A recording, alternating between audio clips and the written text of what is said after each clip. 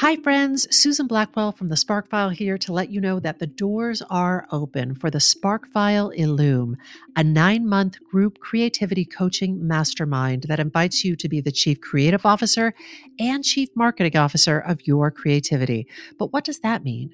That means in 9 months in Illume, you will clarify and advance your big creative goals and learn how to effectively share your work with the world. Now, if you're listening to this and you're an experienced creative or an accomplished professional who seeks a space where it is safe to attempt something you've never tried before, or complete a big creative project, or take your work to the next level and acquire the skills needed to share your creative work with the world, Illume might be right for you.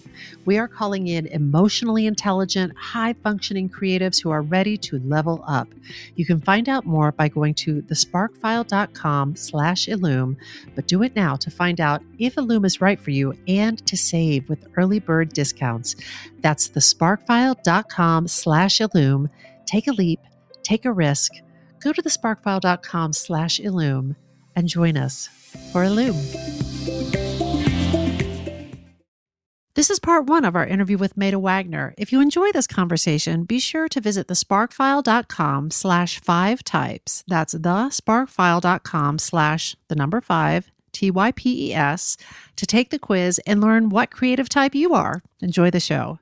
The Sparkfile podcast may contain profanity and other adult content. Please use your discretion. When I bump into something that inspires me, I dump it in my spark file. Could be something that I want to make or how I want to be. I pump it in my spark file. I jump into my spark file. Let's open up the spark file. Welcome to the Spark File, your one-stop open book for creative inspiration. I'm Laura Camion. And I'm Susan Blackwell. If you're joining us for the first time, welcome. You may be asking yourself, what exactly is a Spark File? Where do I get one? What do I file in it? These are good questions. We've got answers. A Spark File is the place where you consistently collect all your inspirations and fascinations. And if you're anything like us and you're making stuff all the time, you know that sometimes the wellspring of inspiration can run a little dry. We're here to refill it. We are on the lookout for fresh ideas, images, and inspiration that spark our creativity and pique our curiosity, things that inspire us to get up off of our asses and make things like this podcast. Or a sought-after college course on creativity. Or a book that helps others understand what type of creative they are. Or a talk that brings a complex subject to life.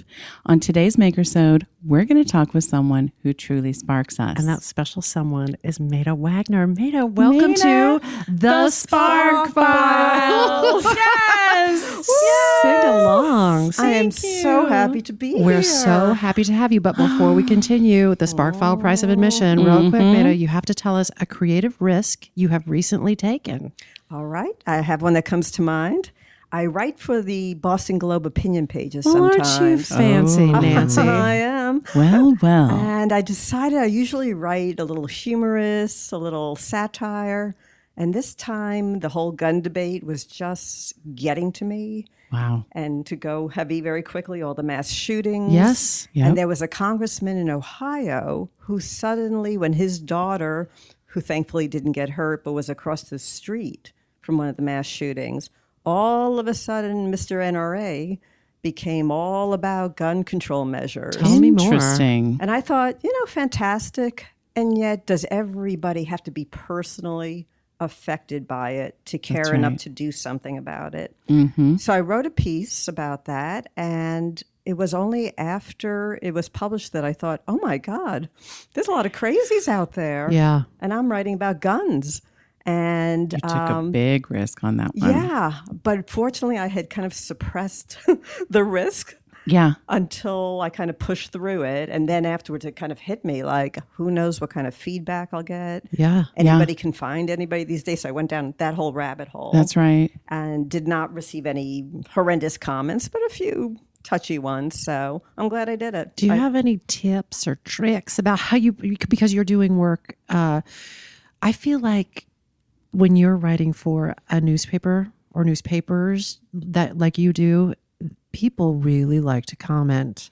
And sometimes their comments are very informed opinions that differ from yours. Sometimes. Can you just, before we let you into the spark file, can you just take a second? How do you read the comments? That's a very good question. So what I found out from Boston Globe editors was that most people, the vast majority who comment online, do so after the headline, which the writer does not even write, or the first few lines.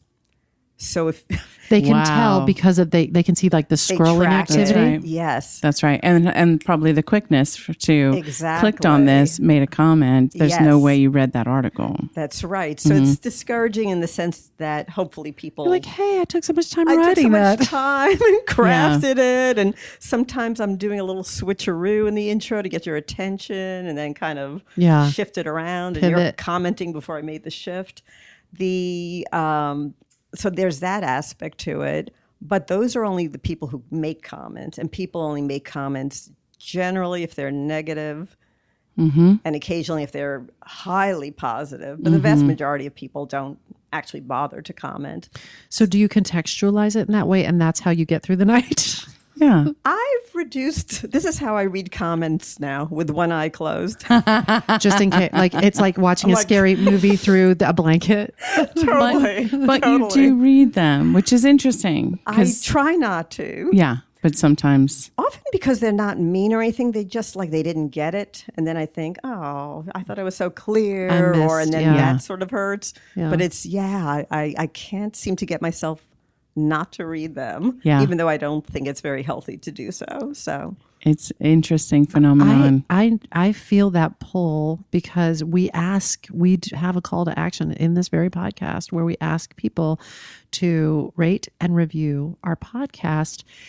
And we actually ask them to 5-star review it if we're honest, but they're not shy. There's a part of me that like a curious kitten that wants to go up on iTunes and get a little dose of validation, but that cuts both ways, and so I have resisted the temptation.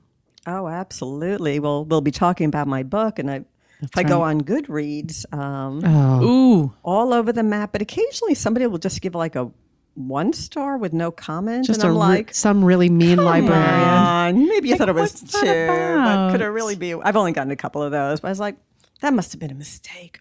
I like the way you think. Surely that wasn't intentional. Yeah. So a lot of self-protectiveness. It's safe to say that you've been admitted to the Spark File. Yeah. Welcome. Yeah, you're in officially. Meta, for people who don't know you, can you tell us, how do you identify creatively? I identify as a writer above all else. I have done painting and drawing and some music in my life, but writing was always my great passion from a very young age. I used to get up on Sunday mornings when my parents and my sister would still be asleep, and I'd be up like writing little poems and keeping them in a little shoebox.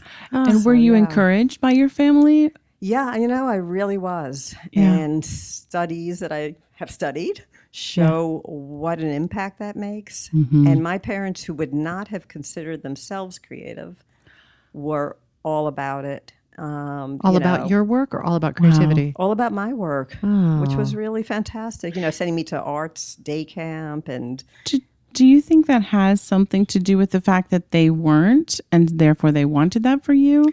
Did they ever express that? They didn't express that, but I think that's absolutely true. I used to notice my mother, when she was on the phone at night after dinner, would be like doodling, but it would be, like geometric shapes, things like that were like a little piece of art. Yeah. But I think in the generation they grew up in, that's a luxury. That's not something, they had to go into practical kind of careers. And that's right.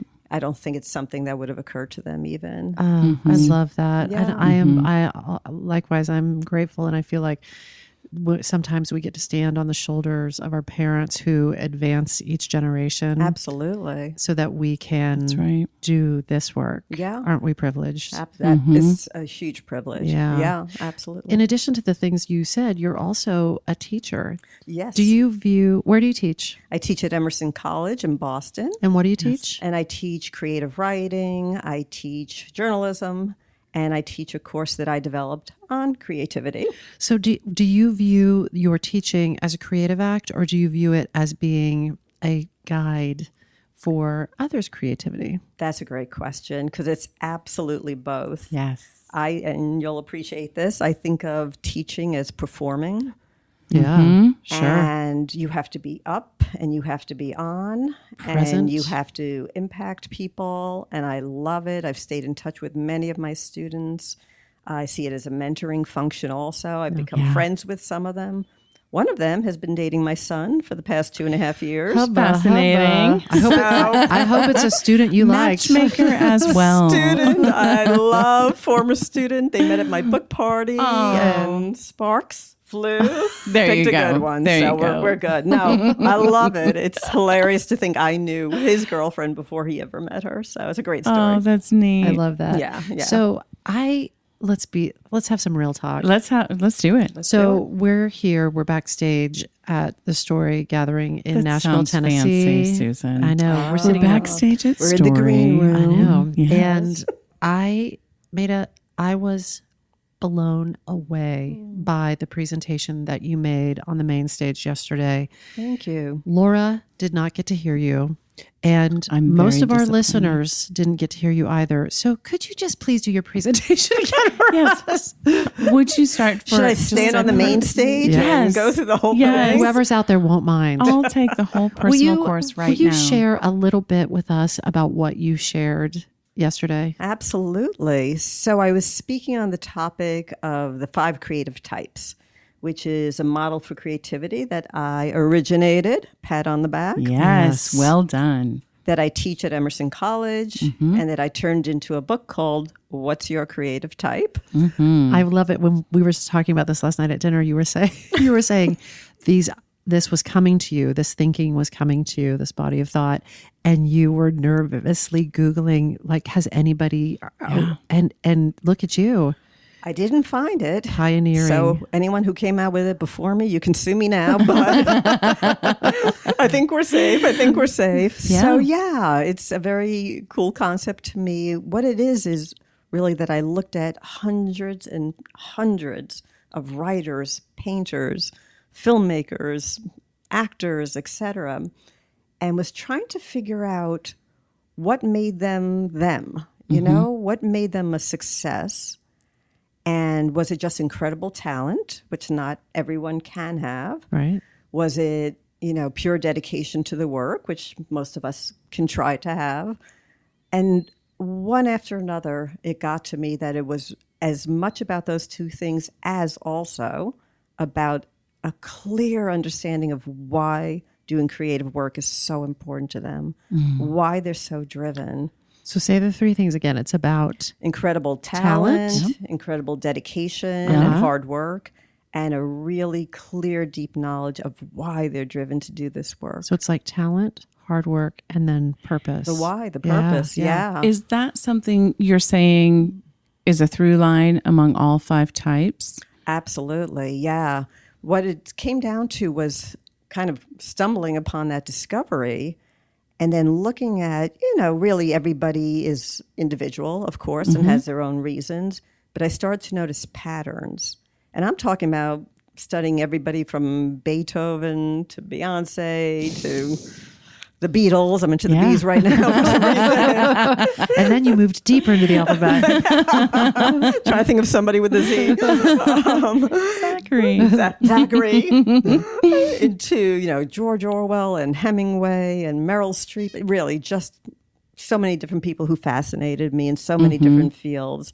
And different historical time periods. Different as well. historical time periods. And the sorts of things I would come across in their diaries, memoirs, biographies of them, in more recent times, obviously film clips, interviews, profiles of them, when they'd be asked, why do you do this work? Or it would just come out in conversation.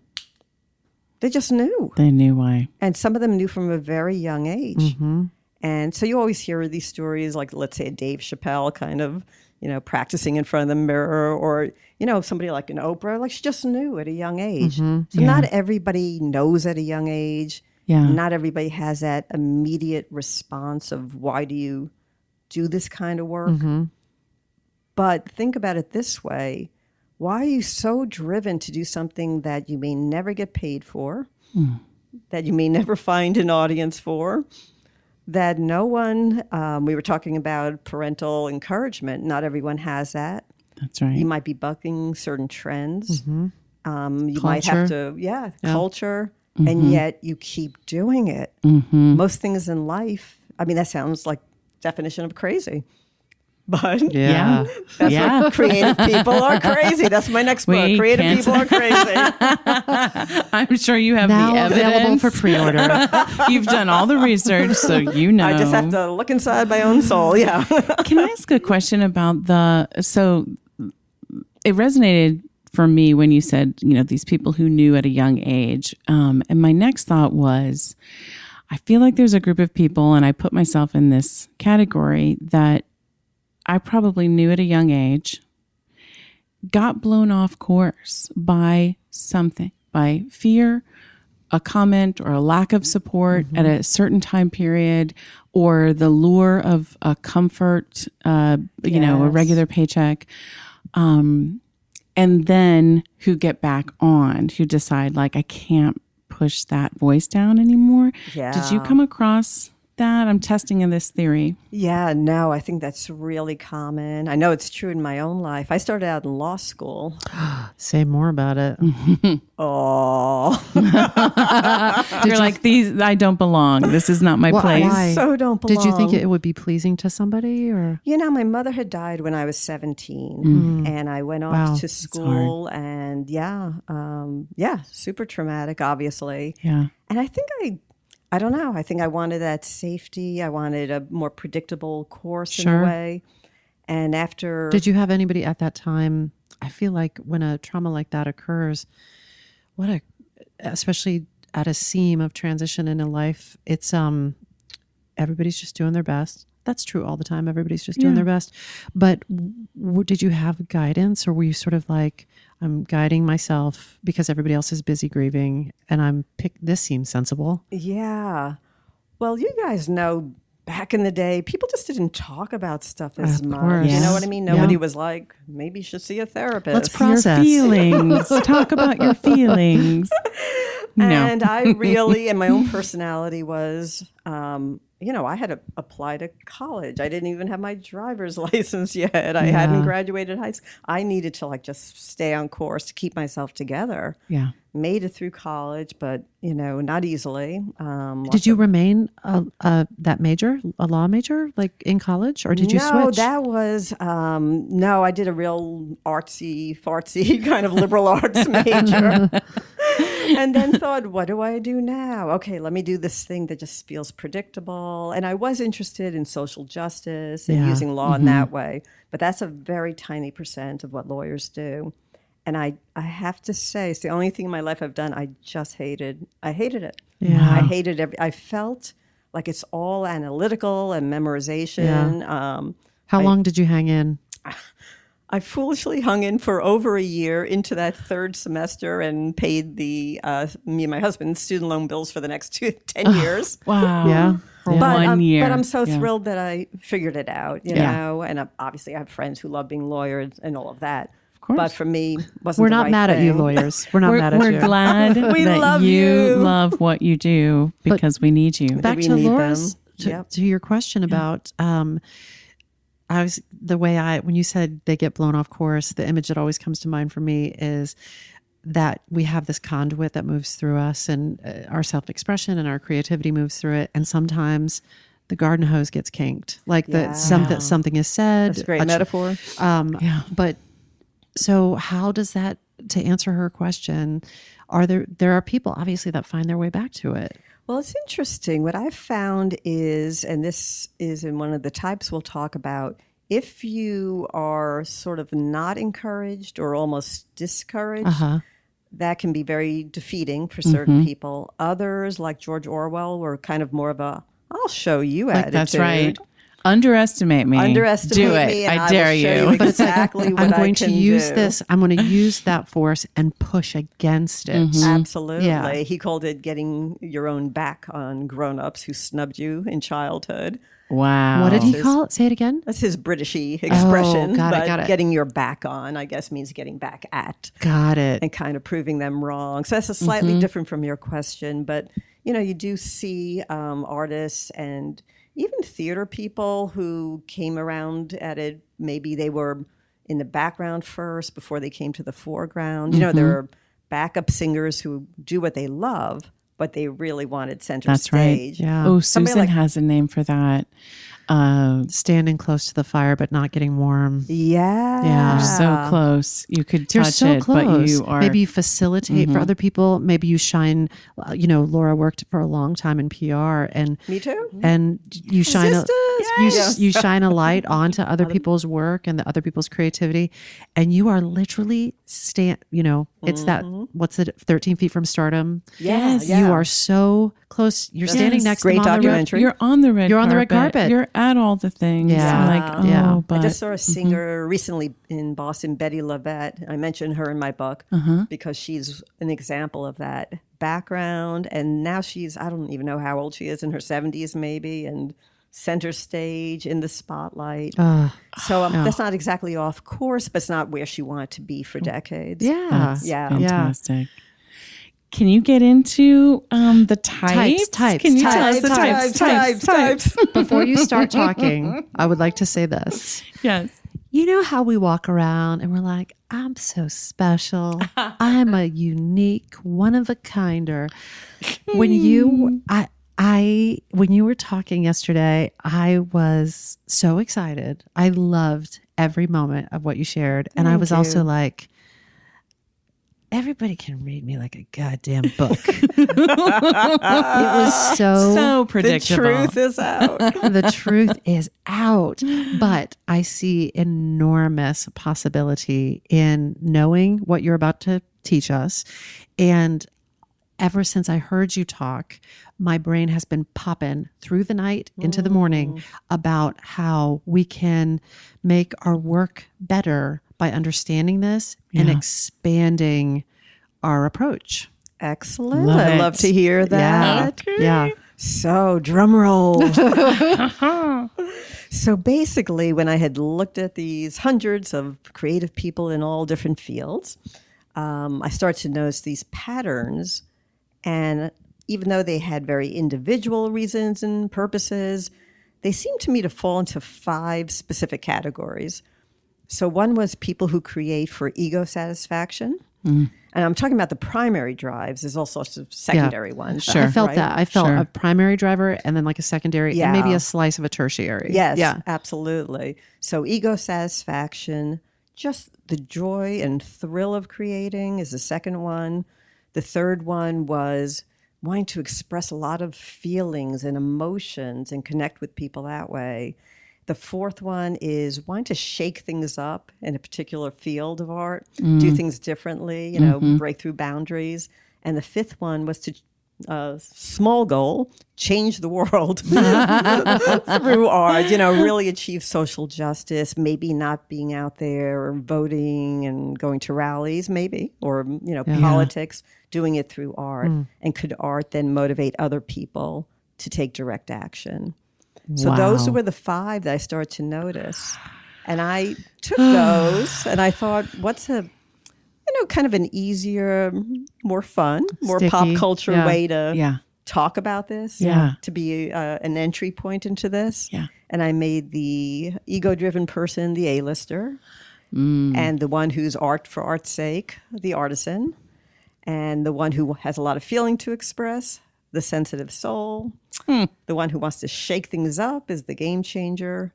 And the one who wants to change the world through art is the activist. So those are the 5 creative personality types. Don't you feel like you just got read? I'm literally vibrating with resonance over here. Like, I see her. yes. She is. She's resonating and vibrating. So will you will you so share a little true. bit more? Will you unpack a little bit more for each of those 5 types? Absolutely. I thought you'd never ask. I'm so excited. I feel like Cammy had to go to the bathroom and miss this. did. And I took a was long bathroom break. I took a phone call and then I was like, I'll wait until I hear applause and like go And she back came in. back in and I was like, what happened? I was like, girl, I done just got my mind blown. But I was an 18-minute mind blowing. It was good. But that's why I was so psyched to run into you last night and offer you this proposition. practically pounced on you. I think run into is quite accurate. Yes. There she is. I was really Let's like, get her. I'm going to trust the universe. I almost slept out of my seat to find you. And I was like, don't be an insane stalker. Trust.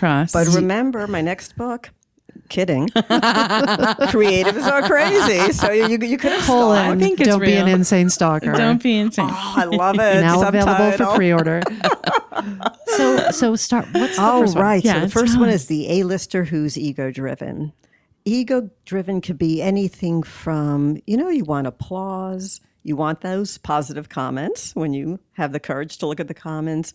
Feedback. You want to feel like you're making it in the world. Maybe you want, commercial success and the infinity pool and the Maserati. Is it fame know, too for people who are fame. like, I just picture myself famous no matter what Absolutely. that means? Picture myself famous, large Twitter following, Yeah. Instagram star, whatever it is. All those sorts of things. But it's deeper than that too, because I think sometimes it sounds pejorative. And I do Yeah. poke fun at the A-listers in the Sure. book, even though I consider myself Yeah. one, because they are driven more so by making an impact on people.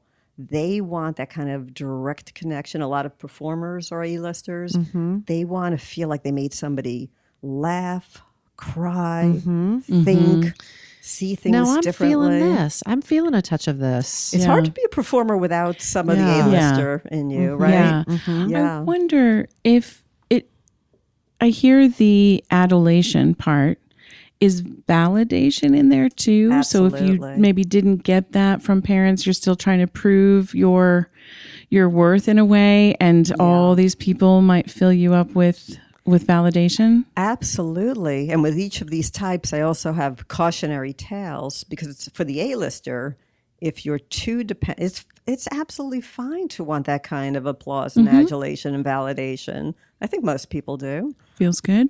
But to be overly driven by that and to be overly dependent. So say the negative comments I sometimes receive on my writing, if that crushed me, Yeah. because not all I cared about, but my primary drive was so tied to what other people think, that can be devastating for people. That really can. Yeah. Or that can set you back. Debilitating. I'm Debilitating. sure. I think of so it- each type has kind of a shadow side to it Yes. that you have to be careful. I didn't This- get to talk about that yesterday. I didn't have time, but This reminds me of an interview I read one time with Madonna, who I feel like maybe an A-lister, I would would you think say? so. I would think so. And she was saying, this was later in her career, and she was talking about how the love, she had a dawning realization that this love, and I'm using quoties, love in quoties, and validation, it's not real. It's not real love. But it took her, I think, some years to realize that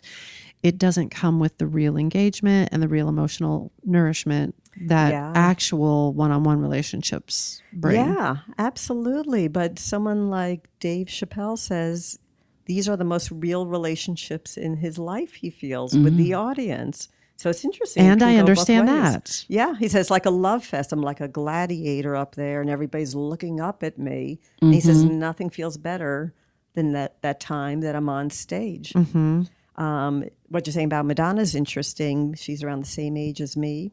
Or I'm around the same age as her, I guess I should say. There you She's go. a wee bit more famous. One of the aspects I talk about with the A-lister is the need to remain relevant and how hard that can be. Oh my gosh. And when you've been at the pinnacle of success as she Yes. has, And I do think it's tougher in this industry for women. It's sort of like, how do you keep that going? And That's you can right. see her trying to keep it going to some mixed success, I guess That's I would right. say. You shared And an that's hard. Yeah, That's hard. you shared an example yesterday as well, which to be frank, really surprised me, because this is not a theater conference. This is a conference for all types of creatives and storytellers. And you shared the example of Broadway's Patti LuPone. Patti LuPone. Say more about A-lister. Who I love. I saw her in master class with my sister, and Sure. I think it's the best thing I've ever seen in live theater, really. Wow. So, Audra McDonald? Audra McDonald was in that. yes, that's Yeah. right. That's right. A young Audra McDonald. That's right, Yeah. exactly. So the story I told was Patti LuPone. You know, a friend had said maybe you should name the chapter Divas instead of A-listers, but something about it, I didn't like it. First of Yeah. all, it's too gendered. The other Yeah. thing is it sounds too, I don't know, full of oneself. And I feel like women get called divas. And Right. Patti LuPone does get called that. But it's because Yep. she wants to just give it her all every time, Right. leave nothing behind. And the story she was told, she was being interviewed on the radio, and the producer told her a story she'd been told of a mom who brought her daughter to see the show Gypsy. Yeah. And the daughter was like a preteen, was not treating her mom very well and kind of had her back to her a little bit. But when Patti LuPone sang Rose's Turn, the Yeah. showstopper, you know, everything's coming up roses. Yeah. Do not make me sing. I'm not going to sing it. Oh, made The a- daughter grabbed onto her mother's arm. Oh. And the mom said it's like they were transported. That's how much they were both touched was the daughter by it. terrified? She's formidable. Maybe She's she was formidable. terrified, That's not right. transported. That's why she was clinging to her. But it brought them together in that moment. It brought them together in that moment. They Yeah. were so struck by it.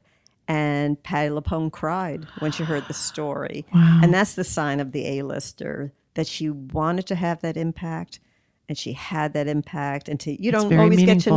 know. So to be told that Yeah. was so meaningful to her. And then I think about, what about people who aren't performers and say are writers, don't get that immediate feedback necessarily. So I was fascinated by an essay by Joan Didion called Why I Write. She named that after the George Orwell essay, Why I Write, of 30 years before. Yep. And she calls, I don't know how familiar you are with the way Joan Didion looks. yes. She has looked frail and Yes. thin and Yeah. Bird-like. has talked about her anxiety for, the past 40 years. She says writers are secret bullies and that writing is an aggressive, even hostile act. And you look at her and you think, this woman has no aggressiveness in her.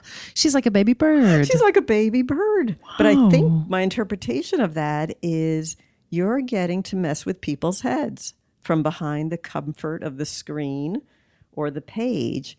You're going to Right. love the characters she wants you to love, and you'll despise right. the ones she wants you to. Because she was talking about fiction, even not even opinion writing. Joan Didion, an A-lister. It is like A-lister, and you might you're not the suspect creator. it. You create the whole world. You create the You world. even like Tarantino's like Once Upon a Hollywood or whatever that his latest one Yeah. was, rewriting an actual event with a different ending. Now an entire generation of people will think differently about what happened, Charles Manson's gang, and it's like, wait, you can do that? You get to do that? Right. The writer does. So that gets into the issue for A-listers of control also. There's a movie, The Hours, based on a novel Yep. about Virginia Julianne Moore. Yeah, Woolf. Julianne Julianne Moore, Moore. Nicole Kidman. Meryl Yes, Streep. and Meryl Streep. Yeah. And in it, and this is taken from Virginia Woolf's diaries, as she was writing Mrs. Dalloway, which is a fantastic book, she was thinking to herself, someone must die. She was a happy person. Someone Just pockets filled with stones. Yes. pockets Yes. filled with Yeah. stones. Yes, wading into the river.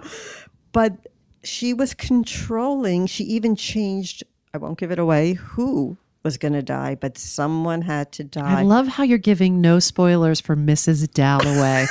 a book that's been available. Bless. I love it. I love it. Just in case everybody's rushing to the store to buy that. So it's this But idea that of controlling control. the universe, like you were talking about. And as the author, Interesting. maybe I don't have control in my own life. She certainly didn't entirely over her own mental health, which was very unstable. But this she could control. So I think authors who seem to be behind the scenes have that sort of ego of I'm creating relate a to world this like too. this. I do too. And I was thinking in a particular way, I think I can speak for both you and I. When we were 20 years ago writing things for ourselves to do, it was a way not to control anyone else or, anyone else's world, but for us to control Our the narrative, outcome yeah. of like, I'm not going to wait for the phone to ring. I kind of have to. It was almost like, it's not resonating for me, the other like compulsion, but that does, the idea of like, oh, I can have some control in my career. I can have some control in my opportunities by making Making them happen. Yeah. Yeah. Does that fall into that, Sam? Yeah. I don't know if I've addressed that directly, but that makes a lot of sense to me. This notion of wanting to control maybe characters, fictional characters' lives, but also control your own lives, your own creative careers. Well, if you're a performer, I think it's very easy to feel a bit helpless. Yeah. When, like Leslie Odom was talking about, like when the Right. phone doesn't ring. Yeah. Right. So what are you going to do about it? You've got to. One thing you can Yeah. do is control that narrative. Right. Yeah. Exactly. Okay, number two. Okay. We're digging into each one of I have these. so much to say. Love So it. the second one is the artisan. And the artisan is the one who just loves what they do. It's not that they wouldn't like approval and applause and all that, but they're not But it really is seeking it art out. for art's sake. Art for art's sake and for the sake of their own satisfaction at Is it doing like the it. purity of the Yeah. art form? Okay. Yes, the purest. Now this is interesting because when we teach the Spark File workshop, we talk about how there are a series of the stations of the cross of creativity we're not branding that, but it is you have the sparks of inspiration, you have the fanning of the flames, which is the actual making, the art for art's sake, and then you have the sharing of the light, which is around communication. And is it true that the artisan maybe is less interested at times or weaker at that sharing of the light? I don't know if it's weaker necessarily, but I don't know. Some of them are not as driven by that. Not as But less driven by interested. it. driven by Less that. I just want to create. Got it. Yeah, sometimes That's not the driver. Right. And, think of, as we were talking about, the background singer, the bass player, they're not taking center stage. Yeah. Or the proverbial, writer who has all sorts of books hidden away that they never bring to a publisher. But there's fear. There's fear that keeps people from sharing the light and the creativity. And then I feel like the artisan, it's like a choice. It's not as motivating. Exactly. Yeah. Exactly. Fear can absolutely be a component of that. But I'm looking at it in a more, kind of a more positive way, that somebody's got this devotion and dedication to something. To the craft, to the making. Learning new things. The Edge in U2. I saw in a documentary that one of the years they went on tour, he wanted to do like a different new electronic sound for That's every right. single song. That's right. That's what I think of as an artisan. Yeah. Or I just showed my students, have you seen the documentary Finding Vivian Meyer? Yes. So good, right? That's a spark. So good. So and she good. never shared any of those. 150,000 photos. Amazing. She didn't even develop most of them. Yeah. Yeah. But it was the going out on the street with this little box camera, like a ninja photographer, and photographer. capturing images. Yeah. She was a Art spark of hoarder. creating. Yeah. Vivian Meyer was a spark hoarder. She really yeah. was. Quarter. Yes. She really was. That's what I picture. It's stereotypical probably, but I picture a craftsman, an artisan who's like, even the tintypes. I picture in my mind these people who are perfecting even an ancient artistic skill. Yeah. And then again, this is a story I'm making up in my mind, but that if their work does sort of level up in the consciousness of the culture, it's because someone discovered them, not through their own doing. It was like, oh, okay, sure. You could put my work in your stores. Right, That's fine. right. But I'll be here making it. And someone else is going to say, no, this has to get out into the world. We're going to put it in these galleries, in department stores, in whatever. And the artisan is like, yeah, whatever. That's fine. But I think I'm that's here. very true. They're not great self-promoters. Yeah. And not even interested. Like if someone else Like wants if it happens, it happens. Yeah. Yeah. That's a very clear picture I have in my mind. That's Who definitely are right some on other target. artisans? yeah. So I tell told the us. story at the story Because they're not great conference. self-promoters. We so, might not yeah. know them. Right. Well, this one you do know, which is Emily Dickinson. But what blew me away about her, which I hadn't known, was that she had written 1,800 poems. So it's sort of like Vivian Maier with the 150,000 Whoa. photographs. 1,800 poems and fewer than a dozen were published in her lifetime. Wow. Did she didn't seek out being published? Did She- someone else do it? She sought it out a little bit, and, she did receive some negative reviews because she was ahead of her time. Yeah. But she, I know she's always called a recluse, as starting to feel cliched, but perhaps she was. She obviously didn't actively seek this out, but she was content. I hope she was content to keep writing away. Yeah. And you would think sometimes maybe the Vivian Maiers and the Emily Dickinsons don't know they're good, and so it's fear keeping them. In that documentary, Vivian Maier, they had a recording of her saying, I know these are good. And Emily Dickinson, to do it that much, there's an ego within the artisan, right? So you could say, actually, in a sense, the A-lister has that huge ego, but it can be easily deflated. The artisan doesn't seem as egoistic, but because they've got their, nose to the grindstone. Yeah. Is that an They expression? know That their is a work thing. is good. That is a thing. And they're not dependent on outside validation. Maybe their egos are actually stronger. Right? Sidebar, counselors. Sidebar. Sidebar. Side spark. It's occurring to me as I'm listening to you, and this is why my brain has been popping since I met you. A great collaboration, a great long-term collaboration that really works would be A-lister and bringing artisan. together, or some other combo platters of these 5 types. Yeah. And I'm thinking right now, about Bono and the Edge and that little nucleus, that little twin nucleus, and how they have kind of complementary types. Absolutely. Because I think Bono's an A-lister. Am I wrong? I would, I never say like somebody is, because I don't want to presume. Yes, but, yes. but yeah, It's What it looks like from the outside. Yeah. A-lister artisan makes such great If you can't collaborators. say, Yeah. if you wrote the goddamn book, if you can't say, who Now we can? sound like Bernie Sanders. I wrote the goddamn bill. But I like this idea, and I actually think it's one of the things that makes Laura and our collaboration strong, because I do think that we have some major overlap, and then we have some secondary and tertiary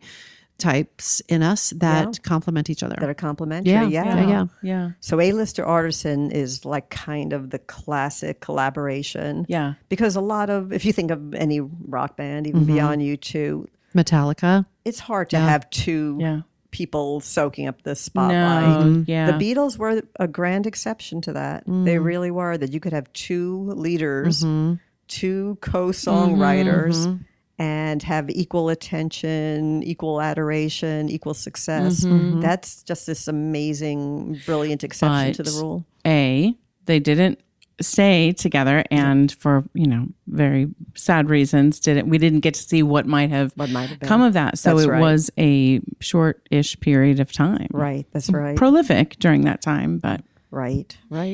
Third Really type. interesting. Third type. Is this a drinking game? should be. When you hear your type, just Take a shot. When I bump into something that inspires me, I dump it in my spark fire.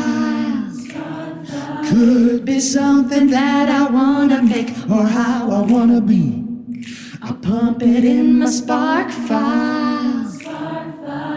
I jump into my spark file. Let's open up the spark file.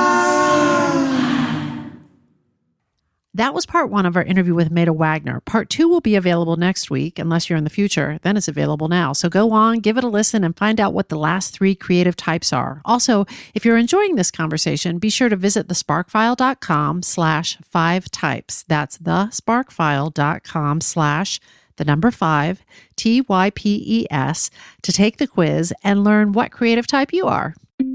Hi, friends. Susan Blackwell from the Spark File here to let you know that the doors are open for the Spark File Illume, a 9-month group creativity coaching mastermind that invites you to be the Chief Creative Officer and Chief Marketing Officer of your creativity. But what does that mean? That means in 9 months in Illume, you will clarify and advance your big creative goals and learn how to effectively share your work with the world. Now, if you're listening to this and you're an experienced creative or an accomplished professional who seeks a space where it is safe to attempt something you've never tried before, or complete a big creative project, or take your work to the next level and acquire the skills needed to share your creative work with the world, Illume might be right for you. We are calling in emotionally intelligent, high-functioning creatives who are ready to level up. You can find out more by going to thesparkfile.com/Illume, but do it now to find out if Illume is right for you and to save with early bird discounts. That's thesparkfile.com/Illume. Take a leap, take a risk. Go to thesparkfile.com/Illume and join us for Illume.